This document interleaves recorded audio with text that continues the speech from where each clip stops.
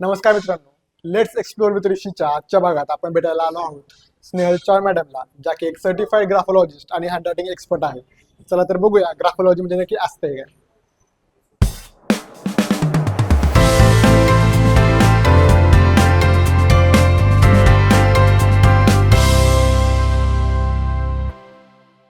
नमस्कार मॅडम. नमस्कार. या कशा आहात मॅडम? मस्त सुंदर. हे काय ऑफलाईन क्लासेस चालू आहेत काय? हा, हे आपले ऑफलाईन क्लासेस चालू असतात. हे मंडे टू सॅटरडे. आता सॅटरडे संडे सुद्धा आपल्या बॅचेस आहेत आणि ह्या मॅडम खास फक्त ऑफलाईन साठी आहेत. ओके. हा, हे आता काय चालू आहे यांचं? आता हिचं हँडरायटिंग चालू आहे. ही बोथ हँडनी सुद्धा खूप सुंदर काढते. तुम्हाला दाखवू का एक? हा, दाखवा ना. हा, तू बोथ हँड काढू शकते ना सुंदर. आता ही सिनियर केजी ची मुलगी आहे, पण ओके. तुम्ही ओळखणार नाही की ही बोथ हँडनी आहे की सिंगल हँडनी. इतकं सुंदर ती काढते. आपलं असं टीचिंग सुंदर आहे की ती बोथ हँड खूप सुंदर काढते. अरे वा, क्या बात है. ते बोथ हँडनी काढत आहे. अच्छा, एका वेळी दोन्ही हाताने काढते ती? हा, मला वाटलं पहिले एक हाताने दुसरं नाही नाही, ऍट अ टाइम बोथ हँडनी. वा आणि ही फक्त सिनियर केजीत आहे. वा, हे दिसताना सोपं वाटते पण करायला अवघड असणार. खूप, पण याचे बेनिफिट्स खूप चांगले आहेत. हिचं कॉन्सन्ट्रेशन लेवल, स्टेबिलिटी, ह्या गोष्टी खूप हिच्या म्हणजे इन्क्रीज व्हायला मदत होते. कारण वा. तिचं कॉन्सन्ट्रेशन बघा, आता म्हणजे तुम्ही बघताय तर तुमच्या लक्षात येत आहे की हा. तिचा किती तिचं कॉन्सन्ट्रेशन फोकस त्यामध्ये. खूप स्ट्रॉंग आहे. आणि तुम्हाला जर मी तिचे पेजेस दाखवले तर तुम्ही ओळखू शकणार नाही की सिंगल हँडचं कोणतं आहे आणि बोथ हँड तिनं कोणतं काढलेलं आहे. नाही, आत्ताच ओळखू येत नाही मला. वा, तो नाव काय आपल्या लक्षात येत आहे. नाही, कॉन्सन्ट्रेशन खूप जबरदस्त आहे. वा, बस बस बस. बस बस. हा, काही प्रश्न विचारतायत तुला बघ. तुला हे करायला आवडतं का? छान वाटतं? इथं शिकायला मजा येते का तुला? तुझे फेवरेट टीचर कोण आहे? मॅडम आवडतात का तुला? चालू दे चालू दे. गुड. मग आपण काय काय नक्की घेतो इथं? आपण अगदी नर्सरी पासून मुलं डेव्हलप करतो, ते अगदी वयवर्ष 88 पर्यंत. अरे वा. मग आता जशी रिक्वायरमेंट असेल, म्हणजे आता हिची रिक्वायरमेंट हिच्या पालकांची काय होती की माझ्या मुलीला वेगळं पाहिजे, कारण माझी मुलगी खूप कॅच करणारी आहे, तिला खूप नवीन नवीन शिकायला आवडतं. मग आम्ही तिच्यासाठी बोथ हँड की हे बोथ हँड आहे, त्याच्यामुळे तिचं फोकस पण वाढेल आणि प्रत्येक गोष्टीत ती खूप छान डेव्हलप होईल. मग ते आहे. मग नर्सरी पासून आपला सिलेबस आहे तो अगदी 7 पर्यंत. मग आताची जी मुलं डिस्ट्रॅक्ट होत आहेत, मग त्यांना त्यानुसार आपल्या थेरपीज पण आहेत. म्हणजे त्यांच्या अगोदर आपण हँडरायटिंग अनालिसिस करतो आणि नंतर मग जे जशी नीड असेल तसं आपण त्यांना थेरपी देत असतो. मग रागावर कंट्रोल आणण्यासाठी, स्टेबिलिटी आणण्यासाठी, डिस्ट्रॅक्ट झाले असतील तर त्याच्यासाठी, अशा वेगवेगळ्या प्रकारचं आपण मुलांना जसं पालकांची रिक्वायरमेंट असेल, मुलांची असेल, त्याप्रमाणे आपण देत असतो. ओके. आणि इथं ऑफलाईनला तुमचे स्टुडंट किती असतात? ऑफलाईनला त्यांच्या वेळेनुसार आपण घेतो, कारण स्कूलचं टायमिंग हे वेगवेगळं असतं. बरं. त्याप्रमाणे जसं मुलाला वेळ आहे त्याप्रमाणे आपण घेत असतो. म्हणजे आपलं सोमवार ते शनिवार पर्यंत असतं का? हो, सोमवार ते शनिवार. आणि आता आपण नवीन बॅच करतोय शनिवार आणि रविवार. काही मुलांना वेळच नाहीये, ओके. मग शनिवार रविवार सुद्धा आपल्याकडे आता आहे. पण 2 दिवसात होतं का शिकून? नाही, ते पुढं असणार प्रत्येक शनिवार रविवार, आणि आपण होमवर्क देणार असं. बर. ऑनलाईन पण चालू आहे? हो, आपलं ऑनलाईन पण चालू असतं. आता ह्या ऑनलाईनच्या खास मॅडम आहेत, त्या फक्त ऑनलाईनच घेतात. अगदी ऑनलाईन मेडिटेशन पासून आपली सुरुवात असते. ओके. मग कॉन्सन्ट्रेशन थेरपी पण असते. आता म्हणजे यांचं मेडिटेशन चालू आहे? आता ह्यांचं मेडिटेशन चालू आहे, कारण आताची मुलं स्टेबलच नाहीये. मग आपण सुरुवातच त्यांचं मेडिटेशन पासून करतो आणि त्राटक पण आपण घेतो. सुरुवातीलाच त्यांचं त्राटक घेत असतो. आता हा सर्कल तुम्हाला दाखवते की जो त्राटकचा आहे, आणि त्याच्यापासून मग आपलं कॉन्सन्ट्रेशन थेरपी ही चालू होते. मला वाटलं फक्त तुम्ही हँडरायटिंगचं एवढंच चालतं, पण हे तुमचं अजून काय चालू आहे? हँडरायटिंग मध्ये भरपूर काही गोष्टी, म्हणजे हँडरायटिंग ही आपली थॉट प्रोसेस आहे. म्हणजे तुम्ही जसा विचार करता तसंच तुमचं हस्ताक्षरामध्ये ते उमटत असतं. मग हे लगेच हँडरायटिंग तुमचं इम्प्रूव्ह होत नाही. मग त्याच्यासाठी त्यांच्या माइंडवर काम करावं लागतं आणि Okay. मग तुमचं हँडरायटिंग इम्प्रूव्ह होतं.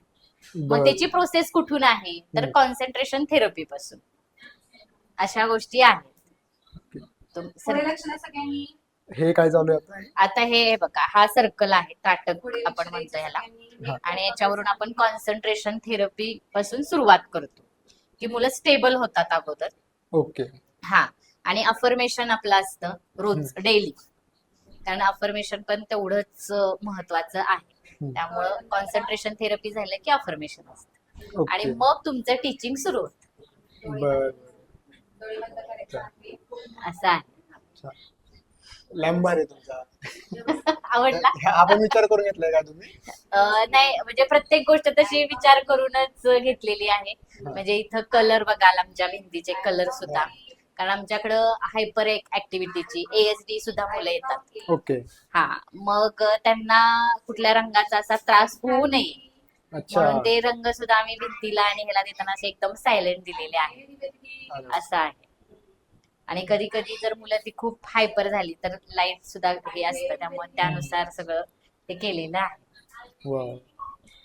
आता इथं ऑफलाईन अजून एक क्लासरूम दिसतोय. अजून एक आहे तिथं आपली, आता आपण फ्रँचायझी करत आहोत. म्हणजे हँडरायटिंग इम्प्रुव्हमेंटचा आपण फ्रँचायझी देतोय आता. आता ते सेशन चालू आहे. बरं, फारच बिझी दिसताय तुम्ही. म्हणजे बिझी म्हणजे वेळच नाही असं म्हटलं तरी चालेल.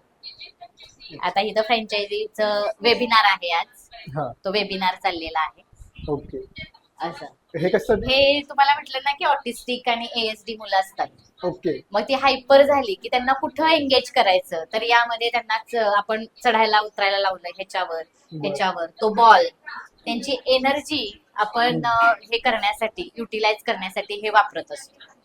ती मुलं सकाळी असतात Okay. 9 ते 2, म्हणजे ऊन कमी असतं तेव्हा ती मुलं असतात.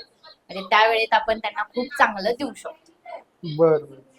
आता मला एक सांगा की इथं काय काय होतं नक्की, म्हणजे कोणकोणते स्टुडंट येतात आपल्याकडे?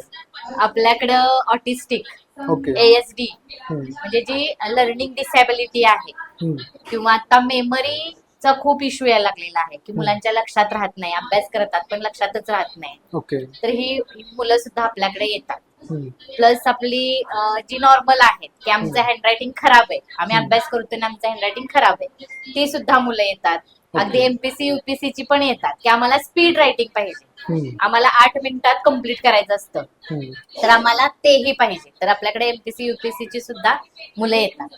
प्लस सिग्नेचर अनालिसिस साठी ती सुद्धा, म्हणजे ती मोठी लोक येतात. मुलांचं सुद्धा 10वी आणि 12वी साठी एक्झाम साठी सुद्धा पालक की आम्हाला सिग्नेचर पाहिजे कारण त्याच्यावर फ्युचर डिपेंड आहे, म्हणून तीही आपण सिग्नेचर रिडिझाईन करून देतो.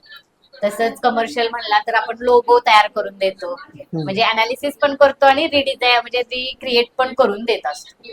असं व्हेरिएबल याच्यात आपण काम करत आहोत. भरपूर काय काय आहे. भरपूर काय काय आहे.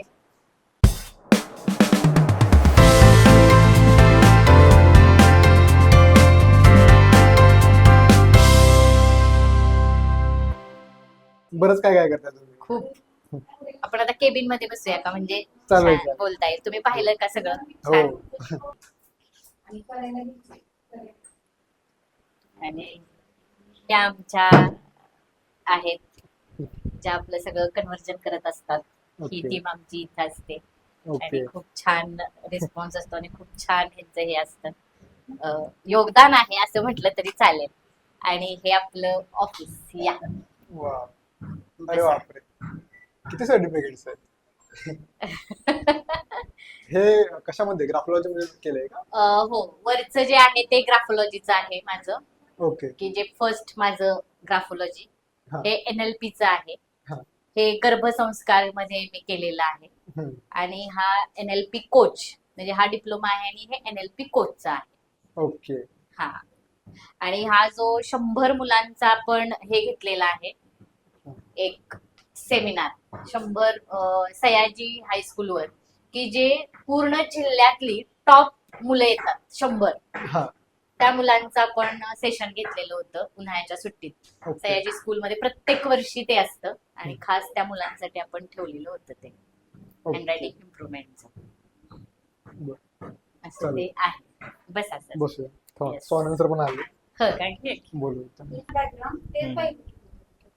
हे दोन दुसऱ्या वेळेला हे तिसरं. लेटेस्ट. लेटेस्ट कोणतं हे? हे हा ते लेटेस्ट. त्याला पण अजून वर्ष झाली. हो हो, या- आता वर्ष झालं, मागच्या वर्षीच केलं. एक याचा- वर्ष complete झालं. याच्यामध्ये काय काय असतं मग? आता यामध्ये मुलांना तुमचं पहिलं डे फर्स्टला येता तेव्हा तुमचं हँडरायटिंग काय आहे ते आपण लिहून घेतो. ओके. आणि जेव्हा कोर्स कम्प्लीट होतो तेव्हा तो इथं लिहून घेतो. आणि जो आफ्टर आणि बिफोर हा डिफरन्स इथं आपल्याला दिसतो. हे आता- 1 आवर एक लिहिले आणि 10th आवर हा 10 तासात संपतो कोर्स. नाही संपत, हा. पण मुलांना क्युरियासिटी असते हा. की माझं 10व्या दिवशी कसं अक्षर असेल म्हणून ओके. आपण ते घेतलेलं आहे. बर. बिफोर आणि आफ्टर म्हणजे मुलांचा एज जेव्हा चेंज होतो हम्म. तेव्हाच त्यांना खूप अशी एक्साइटमेंट असते आणि ते तेवढ्याच इंथुझॅस्टिकली पुढे करायला सुरुवात करतात. इथून सुरुवात होते का मग ती? इथून सुरुवात होते. सर ही थेरपी आहे.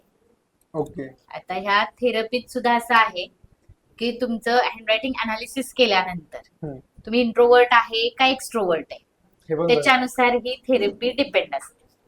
म्हणजे पण हा. हँडरायटिंग वरनं कसं कळणार ना ते इंट्रोवर्ट आहे का आउटरोवर्ट आहे? आता मी ग्राफोलॉजिस्ट आहे ना,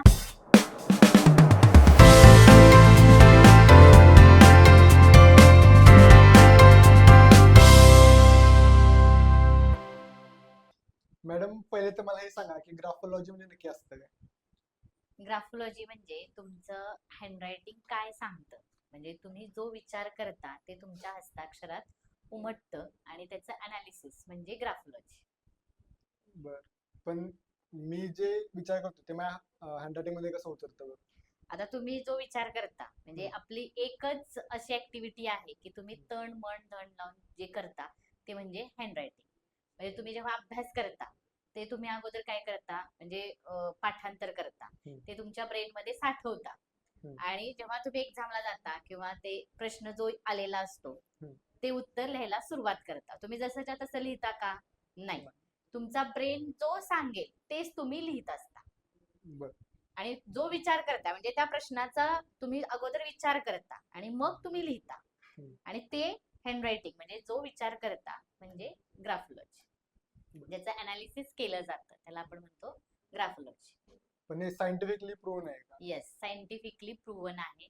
याच्यावर रिसर्च चालू आहेत, रिसर्च भरपूर केलेले आहेत. बर. आता मी तुमचे बरेच व्हिडिओ बघितलेत रील्स मध्ये. बर. त्या कमेंट्स मध्ये पॉझिटिव्ह पण आहे, निगेटिव्ह पण आहे. मग जर हे प्रूव्हन आहे तर मग लोक एवढे निगेटिव्ह का आहेत यावर? कारण त्यांना एक प्रश्न असतो की हे हस्ताक्षरावरून हे असं कुठं असतं का, हा एक पहिला प्रश्न असतो. आणि प्रत्येकाला काय वाटतं ग्राफोलॉजी म्हणजे भविष्य कळतं, तर ऍक्च्युली ग्राफोलॉजी वरून भविष्य कळत नाही. तुमचं भविष्य घडवण्याचं काम हे ग्राफोलॉजी करते. बर. चालेल. समजा जर माझं अक्षर डॉक्टरांसारखं असेल तर मी डॉक्टर बनू शकतो? नाही नाही, तसं नाहीये. तुमच्या हस्ताक्षरातले स्ट्रोक्स तुम्ही कसं लिहिलेले आहेत, म्हणजे टी आहे जी आडवी रेष असते टीला, म्हणजे जो उभी एक असते ना आडवी, तो टी बार कुठं आहे, तुम्ही स्टार्ट कुठून केलेलं आहे, त्याच्यावरून तुमच्या काही गोष्टी ठरल्या जातात. बर. असे काय काय घटक असतात अक्षरामध्ये ज्याच्यावरून ओळखता येतं आपल्याला? आता तुम्ही लेटर ए कसा काढताय, आता लेटर ए काढण्याच्या अशा 10 ते 15 पॅटर्न आहेत की तुम्ही ए कसा काढलाय, सुरुवात कुठून काढलेली आहे, एंड कुठं केलेला आहे, मग तिथं नॉट आलेली आहे का, मग नॉट किती डेप्थ मध्ये आहे, छोटी आहे का मोठी आहे, त्याच्यावरून हे अनालिसिस केलं जातं. बरंच डीप मध्ये. हा, हे डीप मध्ये आहे कारण आपण हँडरायटिंग थ्रू सबकॉन्शियस माइंडला रिप्रोग्राम करण्याचं काम करत असतो. म्हणजे आपण जेव्हा लिहितो तेव्हा आपल्या ब्रेन मध्ये एक न्यूरो पाथवे तयार होतो आणि त्याच्यामुळे आपल्यात खूप मोठे बदल होत असतात. मग हे इंग्लिश हँडरायटिंग मध्येच असतं की बाकी पण लँग्वेज मध्ये? प्रत्येक लँग्वेज मध्ये, कारण प्रत्येक लँग्वेज मध्ये लाईन येते, कोन येतो, कर्व येतो, या सगळ्याच गोष्टी येतात. त्यामुळे हे प्रत्येक लँग्वेजला लागू होतं. असं नाही की फक्त इंग्लिश हँडरायटिंग आहे असं नाही. मग समजा आता मला तुमची परीक्षा घ्यायची असं म्हणलं, बर, आणि मी आलो तुमच्याकडे हँडरायटिंग अनालिसिसला आणि मुद्दामून मी अक्षर वेगळंच काढलं, मुद्दामून खराब काढलं, तर तुम्हाला कळणार का? हा, लगेच कळतं, कारण तुमचे जे स्ट्रोक्स आहेत ना, म्हणजे तुम्ही खराब काढायचं किंवा चांगलं काढायचा जरी प्रयत्न केला, जी बेसिक गोष्ट आहे, म्हणजे जसं मी सांगितलं की टी बार हम्म. हा तुमचा बदलत नाही. तुम्ही घाण काढण्याचा प्रयत्न केला तरी तुमची जी जिथं द्यायची पद्धत आहे किंवा पॅटर्न आहे, तुम्ही तिथंच देता. बदलतं काय, तर तुमच्या हँडरायटिंगची साईज, स्पेसिंग, ह्या गोष्टी बदलतात. ओके. पण तुमचे स्ट्रोक चेंज होत नाहीत. आणि हे स्ट्रोक कधी फिक्स होतात? 5th स्टँडर्ड मध्ये. ओके. 4th पर्यंत लहान मुलं काय वयातच. करतात की मला जे मिळाले ते घ्यायचं काम करत असतं, हम्म. म्हणजे घ्यायचं काम करत असतात. हम्म. त्यांचं मत नसतं. आणि 5th स्टँडर्ड मध्ये त्यांचं मत फिक्स होतं, आणि जेव्हा ते फिक्स होतं तेव्हा त्यांच्या हँडरायटिंग मधले ट्रेट सुद्धा ते फिक्स झालेले असतात. म्हणजे लहानपणापासून तुमचं भविष्य तुम्ही घडवू शकता. हा, मग मेनली लहान मुलांना हे गरजेचं आहे का तसे कोण? बरोबर. हे लहान मुलांनाच गरजेचं आहे, कारण माइंडसेट हा तिथंच तयार व्हायला सुरुवात झालेली असते. त्यामुळे हे लहान मुलांना खूप महत्वाचं आहे. मग समजा मला जर धोकेबाज किंवा क्रिमिनल व्यक्ती असेल, ते जर शोधायचं असेल, तर तुमच्याकडे मी अनालिसिस करायला आलो तर तुम्ही मला सांगू शकता. हो. आणि समजा कोणी मला प्रपोज केलं हा. किंवा कोणी कोणा आधी प्रपोज केलं आणि मला विचार करायचा आहे की भविष्यात त्याच्यावर जायचंय का नाही, तर मी तुमच्याकडे येऊन हँडरायटिंग अनालिसिस केलं पाहिजे. हो, लगेच त्याचा स्वभाव, तुमचा स्वभाव, त्या व्यक्तीचा स्वभाव मॅच होतोय का, हे सगळं आपण सांगू शकतो. असं झालं असेल तुमच्यासोबत? झाले खूप वेळा येतात झाले. का? येस. कोणत्या कोणत्या गोष्टी येतात बरं अनालिसिसला?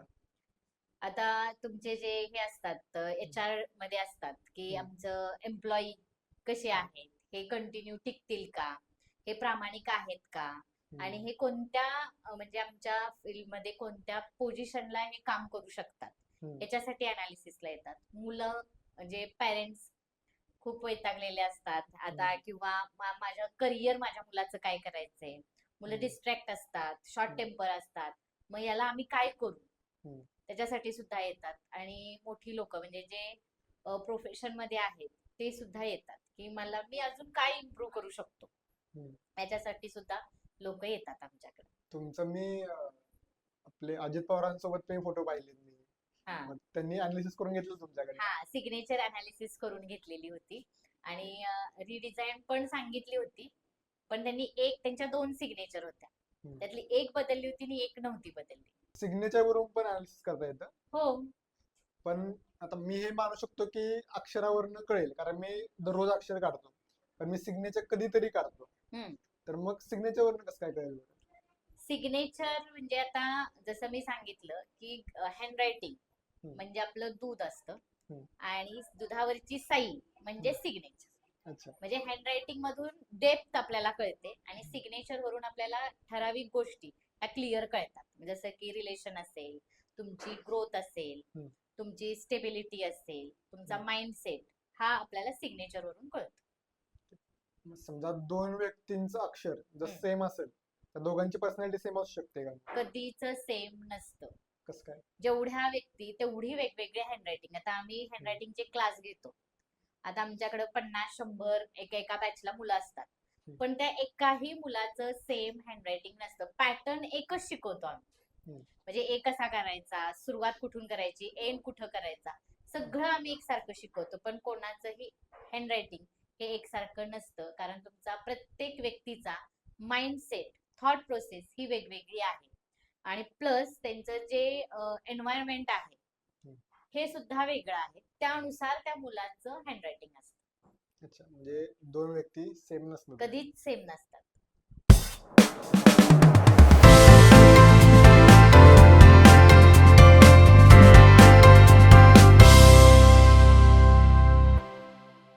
मग मॅडम, हँडरायटिंग, सिग्नेचर आणि जे तुम्ही ADHD किंवा स्पेशली एबलचं घेता ते, हे सोडून अजून काय काय चालतं आपल्या इथे? आपण कमर्शियल बघायचं गेलं तर लोगो डिझायनिंग पण घेतो. आता गर्भाध्याय म्हणजे गर्भसंस्कार पण घेतोय आपण. अच्छा. तसंच आता जी मुलं डिस्ट्रॅक्शन मध्ये आहेत, म्हणजे त्यांना नक्की पाथवे काय आहे हेच कळत नाही, त्यांच्यासाठी पण आपण घेतो. आणि स्पेशल म्हणजे गोल सेटिंग प्रोग्राम, कारण बऱ्याच मुलांना कळतच नाही की मला काय करायचंय आणि कुठं पोचायचंय, तर त्याच्यासाठी आपण गोल सेटिंग प्रोग्राम पण घेतो. तसंच करिअर गायडन्स पण असतं की आपण त्यांना ते गाईड पण करतो. गोल सेटिंग मध्ये नक्की काय असतं? गोल सेटिंग मध्ये 30 दिवसाचा आपला प्रोग्राम आहे आणि त्यामध्ये रोज क्वेश्चन असतात हम्म. की नक्की तुम्ही कोण आहात आणि आपल्याला काय करायचंय इथून सुरुवात असते म्हणजे अगदी कमिटमेंट पासून. हम्म. मग तुम्ही काय करू शकता, तुमच्यातल्या क्वालिटीज काय आहेत, मग त्या हम्म. क्वालिटीज नुसार आपण काय करू शकतो, कसं करिअर कुठलं घडवू शकतो, हे सगळं त्या बुक मध्ये आहे. अरे वा, म्हणजे मी इकडे येताना मला फक्त माहित होतं की तुम्ही हँड रायटिंग आणि सिग्नेचरचं काहीतरी करता, पण हे एवढं सगळं करता हे इथं येऊन मला कळलेलं आहे आज. आता तुम्ही बोलताना गर्भाध्यायचं पण म्हटलं काहीतरी. येस. गर्भाध्याय हे काय आहे नक्की? गर्भाध्याय आपण म्हणजे गर्भसंस्कार हम्म. चा हे आहे, त्याचं नाव आपलं आहे गर्भाध्याय. आता हे असं झालं की आता मी जसं तुम्हाला आल्यापासून सांगते की नर्सरी पासून मी काम करते म्हणजे नर्सरीच्या मुलांपासून ते वय वर्ष 88. हम्म. आणि हे करत असताना हे लक्षात आलं की म्हणजे मी सुरुवातीला लहान मुलांच्यावर केलं, नंतर मोठ्या मुलांच्यावर. हम्म. पण हे जर गर्भातच जर काम झालं तर अजून खूप छान आपल्याला मुलांच्यावर काम करता येईल, म्हणून हा गर्भाध्याय आपण सुरू करतोय. पण आईकडून मुलाकडे कसं तुम्ही ट्रान्सफर करणार, म्हणजे त्यात काय ऍक्शन घेता नक्की? आता जसं तुम्हाला सांगितलं की हँडरायटिंग हे माइंडसेटवर डिपेंड आहे हम्म. आणि आईचा माइंडसेट हा गर्भाच्या काळात खूप महत्वाचा आहे. आणि मग आपण माइंडसेटवर काम करत असताना फक्त हस्ताक्षरच नाही तर खूप साऱ्या गोष्टी आहेत त्यात हम्म. की आपण काम करून आणि आता हे तुम्ही गोष्टी पण ऐकलेल्या आहेत आणि हे सुद्धा सायंटिफिकली प्रूव्हन आहे की जेव्हा बाळ गर्भात असतं तेव्हा ते ऐकतं, हम्म. फील करतं. हम्म. आणि ह्या ज्या गोष्टी आहेत या बेसवर आपण गर्भाध्यायाची सुरुवात करतो. आणि यामध्ये फक्त हँडरायटिंगचाच बेस नसेल तर ह्यात मग योगा असेल, मेडिटेशन असेल, अफर्मेशन असेल, अशा खूप सारी गोष्टी यामध्ये आहेत. म्हणून आपण त्याचं नाव गर्भाध्याय दिलेलं आहे. आणि फक्त आई आणि बाळच नाही तर मग त्यांच्या आजूबाजूला काय आहे म्हणजे आजी आजोबा असतील, नातेवाईक असतील, हे सुद्धा आपण इन्व्हॉल्व करणार आहे कारण आता सध्या ती काळाची गरज आहे. बरोबर. अशा प्रकारे आपला हा गर्भाध्याय आहे. वा, म्हणजे अजून एक नवीन व्हेंचर आहे असं म्हणू शकतो. येस. तसंच आपण आता म्हणजे लोकांच्या रिक्वायरमेंट की मॅडम तुम्ही नुसतं आता म्हणजे 14 वर्ष झाले यात काम करत आहे तर फ्रँचायझी द्या, म्हणून आपण ह्या वर्षापासून फ्रँचायझी सुद्धा देतो. अरे वा. आता जे मग अशी मॅडम फ्रँचायझीचं घेत होते, मग ते Yes. फ्रँचायझीची सिस्टीम काय नक्की तुमची? आता फ्रँचायझीची सिस्टीम म्हणजे आता खूप असे लोकांचं हे आलं की मॅडम आम्हाला हवं आहे, मग आता मी एकटी कुठं पुरणार. मग आपण असा विचार केला की हे टीचर ट्रेन करून हे जर फ्रँचायझी मॉडेल तयार केलं तर हे एक मूल तयार झालं तर त्याची फॅमिली तयार होणार, फॅमिली तयार झाले की त्याचं गाव, गाव झालं की शहर, शहर झालं की देश. म्हणजे ह्या आपण एका मुलापासून पूर्ण समाजाचीच उत्क्रांती करतोय असं म्हटलं तरी चालेल. एकच उद्देश आहे की हे प्रत्येक मुलापर्यंत जेवढं शक्य आहे तेवढं पोचवायचं आहे. वा मॅडम, काय चांगला विचार आहे तुमचा. आणि पण फ्रँचायझी दिल्यावर तुम्ही ऑफलाईन पोचाल, ऑफलाईन शिकणं चांगलं आहे हे मला मान्य आहे, येस. पण तुम्ही ऑनलाईन शिकवता त्यामध्ये तेवढं रिझल्ट भेटतो का? म्हणजे ऑनलाईन शिकवणं कळतं का मुलांना? हो, आता कारण ऑलरेडी मुलं त्याला हॅबिच्युअल झालेली आहेत, त्यामुळे ऑनलाईन सुद्धा मुलांना खूप चांगलं कळतं. म्हणजे पालकांचा असा पहिला ग्रह होता की माझ्या मुलाला कळणार नाही, समजणार नाही, हँडरायटिंग हे फक्त फिजिकल घेण्याचंच आहे, पण असं नाही. लॉकडाऊन पासून आपण ऑनलाईनच जास्त करत आहोत आणि ऑनलाईनचे रिझल्ट सुद्धा खूप सुंदर आहेत. आणि आपण जे फ्रँचायझी आहे ते आपण सगळं ऑनलाईनच करतोय. ओके, म्हणजे जगात कुठेही तुम्ही असा तुम्ही शिकू शकता. येस, कुठेही असा. तर मग तुमच्याशी कॉन्टॅक्ट कसा करायचा? आपला नंबर आहे, संपर्क नंबर, त्या नंबरवर तुम्ही कॉन्टॅक्ट केला तरी होऊ शकते. आता तो नंबर सांगते, 7517206775. ओके, या नंबरवर आम्ही कॉन्टॅक्ट करू शकतो. येस. किंवा सोशल मीडियाला तुम्ही जाऊ शकताय. स्नेहल द ग्राफोलॉजिस्ट हे माझं पेज आहे, इन्स्टा, फेसबुक आणि युट्यूबचं. तर त्यामध्ये तुम्ही बघू पण शकताय आणि तुम्ही फॉलो करू शकताय, डीएम करू शकताय. ओके, आता मॅडमनी नंबर सांगितलेला आहे, त्यांचा इन्स्टा सांगितलेला आहे, तुम्ही त्यांच्याशी कॉन्टॅक्ट करून त्यांच्याकडनं या सगळ्या गोष्टी शिकू शकता. जर मॅडम मला स्वतःमध्ये बदल करायचा आहे तर मी कोणत्या क्लास लावू तुमच्याकडे? तुम्हाला पहिल्यांदा हँडरायटिंग अनालिसिस करावं लागेल. मग हँडरायटिंग अनालिसिस केल्यानंतर तुमच्याकडे स्ट्रेंथ काय आहेत, विकनेसेस काय आहेत हे आपल्याला समजतं. ओके. मग जे विकनेसेस आहेत ते ओव्हरकम करण्यासाठी आपण थेरपी देतो. ओके. आता थेरपी म्हणजे काय, हम्म. तर जसं तुम्ही आजारी पडता म्हणजे सर्दी खोकला झाला तर डॉक्टरांकडे जाता, औषध घेता आणि बरं होता. हम्म. मग हे जे विकनेसेस आहेत ते ओव्हरकम करण्यासाठीचा उपचार म्हणजे ग्राफोथेरपी. जेव्हा हे तुम्ही थेरपी घेता, जे प्रॅक्टिस आपण सांगितलेलं असतं हे हँडरायटिंग थ्रूच असतं. जसं मी सांगितलं की आपण हँडरायटिंग थ्रू सबकॉन्शियस माइंडला रिप्रोग्राम करण्याचं काम करतो. म्हणजे आपल्या ब्रेन मध्ये एक न्यूरो पाथवे तयार होतो आणि मग आपल्यामध्ये तो बदल होतो. जर हे जे विकनेसेस ओव्हरकम करण्यासाठी काही थेरपी असते ती तुम्ही कंटिन्यू फॉलो केली तर तुमच्यात नक्कीच बदल होतात. आणि हे फक्त शॉर्ट टर्म नाही, लॉंग टर्म साठी हे आपला थेरपीचा उपचार आहे. ओके. म्हणजे फॉर एक्झाम्पल तुम्ही खूप रागीट असाल, हम्म. हे आपल्याला कळतं की मी रागीट आहे पण मला ते ओव्हरकम करायचं. मग कसं करायचं, तर आपण थेरपी थ्रू आपण त्या रागावर कंट्रोल आणू शकतो. अरे वा. नक्कीच तुमच्याकडे मी क्लास लावेल.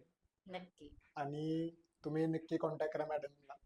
आणि इथपर्यंतचा व्हिडिओ बघत असाल आणि जर व्हिडिओ तुम्हाला आवडला असेल तर लाईक करा, शेअर करा आणि चॅनलला सबस्क्राईब करायला विसरू नका. आणि मॅडम थँक्यू वेळ दिल्याबद्दल. थँक्यू.